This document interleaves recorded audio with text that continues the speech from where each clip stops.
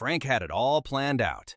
68 years old, finally retired, and he and his wife booked the trip they'd talked about for 30 years. 2 weeks in Italy. Then, on day 4, walking back from dinner, he slipped on a wet step and broke his hip. The hospital in Florence was wonderful. The care was excellent. But when the bill came, it was just over $11,000. And Frank assumed Medicare would cover it, the way it always had back home. It didn't. Not $1. Now, that's not because Frank did anything wrong. It's because almost nobody tells you this part until you're standing at a foreign checkout counter. So let's fix that today. Today, in plain English, what Medicare does and doesn't cover when you travel. No sales pitch. And here's the one idea I want you to walk away with, because it'll save you a lot of worry. Inside the United States, you're mostly fine. The surprise, the part that catches good people off guard, is overseas. So let's take it one calm step at a time. Let's start with the easy good news. Traveling within the US. If you have Original Medicare, that's Part A and Part B, the red, white, and blue card, you're covered anywhere in the country. And the country is bigger than you might think. It's all 50 states, the District of Columbia, and the U.S. territories. Puerto Rico, the U.S. Virgin Islands, Guam, the Northern Mariana Islands, and American Samoa. The beautiful thing about Original Medicare is that it doesn't care about networks. There's no in-network or out-of-network. Any doctor, any hospital that accepts Medicare, and most of them do, will take your card.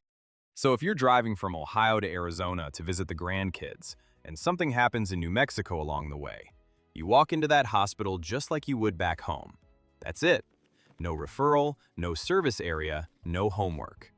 So if you've got Original Medicare and you're traveling the US, you can mostly relax. One worry handled. Now, second beat, Medicare Advantage. This is where it's a little different, so stay with me. A Medicare Advantage plan, that's Part C, run by a private company, works through networks and a service area. The service area is just the geographic region where your plan's doctors and hospitals live. Travel outside that area, and routine care, your regular checkup, a follow-up visit, may not be covered, or you'll pay more for going out of network. But, and this is the part that matters most, here's the protection built in for you. By law, every Medicare Advantage plan must cover emergency care and urgently needed care anywhere in the United States, no matter where you are. If it's a true emergency, you do not need to find an in-network hospital, and you don't need a referral. You go to the nearest one. So the rule of thumb is simple. With Advantage, routine care travels poorly, but emergencies travel with you anywhere in the country. That's a real comfort. And to be fair, I want to be honest with you here. Plans vary. Some Medicare Advantage plans actually offer extra travel or visitor benefits that let you get care while you're away for months at a time. Others are stricter. The only way to know is to check your specific plan. A 5-minute phone call before you pack is worth it. Okay, third beat, the big one. Traveling outside the US. Here's the plain truth, and it's the thing Frank didn't know. Medicare usually does not cover healthcare you get outside the United States. Not in Italy, not in France, not on most of a cruise. As a general rule, when you leave the country, your Medicare coverage stays home. Now, there are a few narrow exceptions, and I'll tell you what they are so you have the full picture. Medicare may pay in these rare situations. If you're in the US when an emergency hits, but the closest hospital that can treat you happens to be in a foreign country. Or if you're traveling the direct route between Alaska and another state, through Canada, and the nearest hospital is Canadian. Or if you live here, and a foreign hospital is simply closer to your home than the nearest US one. And there's one more. Medicare may cover care on a cruise ship, but only if you're in US territorial waters, basically at a US port or within 6 hours of one. I know, those are narrow. For the typical 2-week vacation in Europe or a cruise to the Caribbean, you should plan as if Medicare won't help at all, because in most cases, it won't. So that's the gap. Now let's talk about what can fill part of it. Fourth beat. This is where Medigap earns its keep. Medigap is Medicare Supplement Insurance, the policy some folks buy alongside Original Medicare to cover the out-of-pocket costs. Here's the good news. Certain Medigap plans, specifically plans C, D, F, G, M, and N, include a foreign travel emergency benefit. And here are the real numbers so you know exactly what you're getting. After you meet a $250 deductible, the plan pays 80% of the cost of emergency care abroad. There's a lifetime maximum of $50,000. And it only counts for emergencies that happen during the first 60 days of your trip. So let's go back to Frank's $11,000 bill. If Frank had one of those Medigap plans, he'd pay the first $250, and then the plan would cover 80% of the rest. His share drops from $11,000 to somewhere around $2,400. Same accident, very different morning. So before any trip abroad, it's genuinely worth knowing, do you have one of those Medigap plans, and does it include that benefit?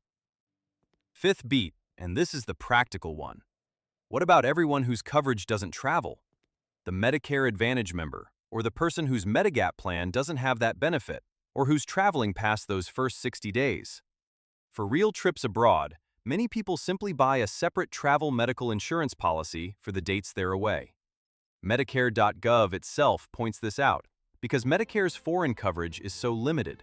Just one tip, read it carefully. Some travel policies are about trip cancellation, not medical care. You want the kind that actually covers a hospital stay. So let's bring it home with one simple action step. Before your next trip, ask yourself 3 quick questions. 1. Do I have original Medicare or a Medicare Advantage plan? That tells you how networks affect you inside the US. 2. If I have Medigap, is it one of those plans C, D, F, G, M, or N with the foreign travel emergency benefit? And 3. Am I going abroad? If so, look into a travel medical policy for those dates. Answer those 3 before you pack, and you've done more planning than 90% of travelers your age. Now, if this helped clear things up, do me a favor and subscribe so the next person planning their big trip finds it too. And remember, you never have to figure this out alone. There's free, unbiased help from your state health insurance assistance program, your SHIP, and you can reach Medicare directly at 1-800-MEDICARE. That's 1-800-633-4227. You can also check everything we talked about today at Medicare.gov. Quick disclaimer, and it's an important one. This is general information to help you understand your options, not personal advice. We're not affiliated with Medicare, CMS, or Social Security. The rules and the numbers can change, so always verify your specific situation at Medicare.gov or with 1-800-MEDICARE before you travel. Safe travels, neighbor. I'll see you next time.